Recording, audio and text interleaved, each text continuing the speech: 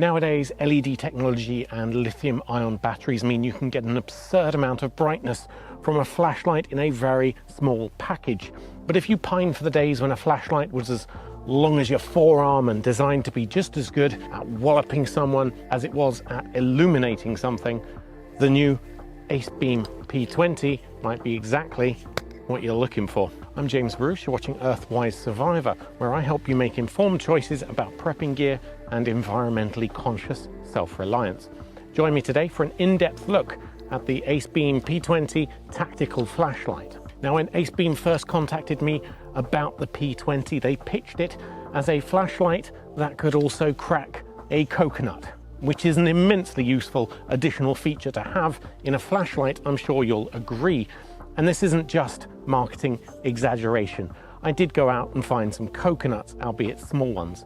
The unibody metal design milled from a single piece of aluminium means that actually, yes, it's incredibly strong and can in fact crack a coconut or any number of other hard-shelled, roundish objects.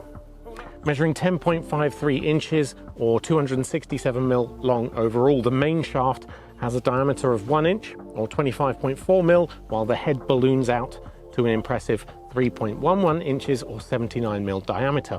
The glass is also thicker at 3 mil compared to the standard 2 mil of most models.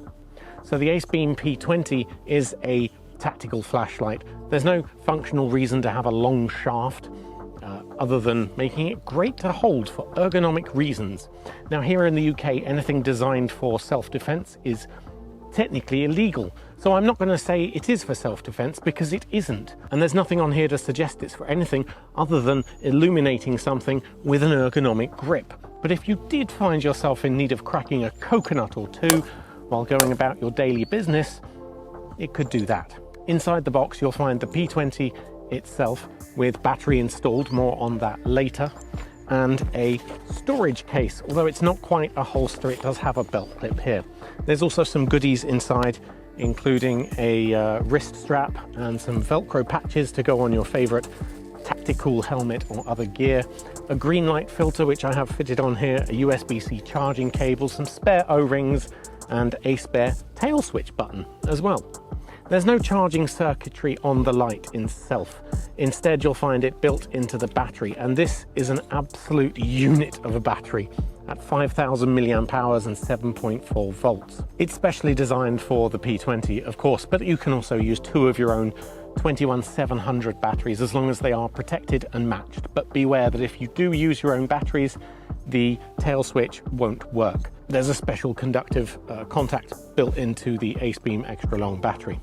Now, a full charge takes approximately 5 hours, and there's an LED on the side here to indicate current charge, green being anything above 30%, red for less than 30, and flashing red for less than 10. So let's talk specs.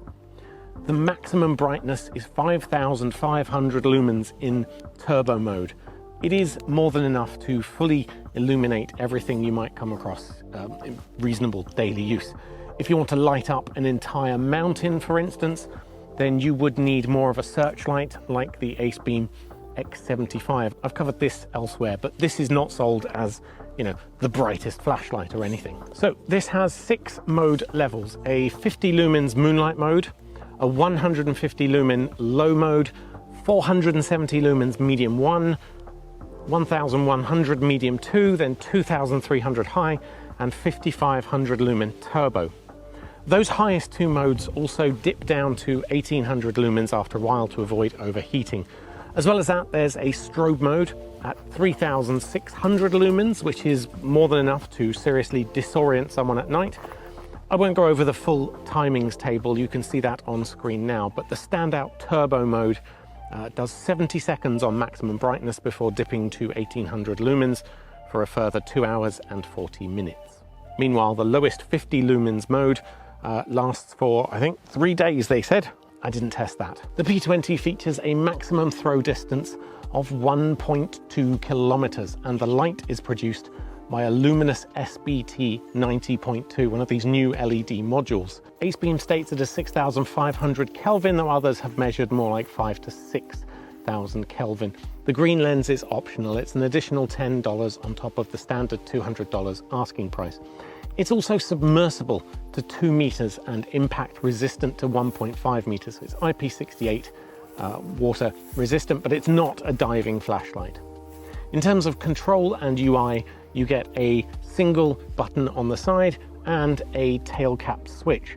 The tail cap can take you directly to turbo mode or just a momentary turbo. Meanwhile, the side switch operates in a familiar way for anyone who's used an Acebeam product before.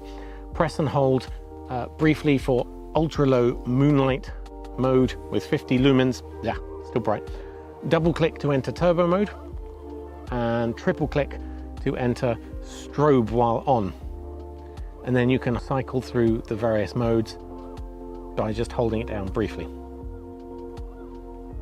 From off, it also has a lockout feature, so you can hold down the buttons for 3 seconds to enter or exit. Lockout with the LED flashing briefly to acknowledge. As for the beam, it's a thrower type. It's not a flood, but it has a tight beam, not as tight as an LEP would be though, and there's a lot of spill. Interestingly, the end also features a glow-in-the-dark O-ring, which is also handy. Hello. Acebeam have been pioneers of practical, high-output, reliable, impressively built flashlights for years, and I've had the pleasure of trying many of their models. In fact, I sleep with the X75 next to my bed, and they've never failed to impress.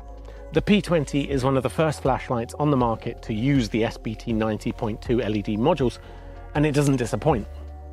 It's comfortable to hold, and if you did need to crack coconuts while walking the street or being on duty at your place of business, it can indeed crack those coconuts. Ow. I'm James, you've been watching Earthwise Survivor. Hit like and subscribe, and I hope you stick around for more reviews, guides, and random ramblings. Until next time. Hey dog.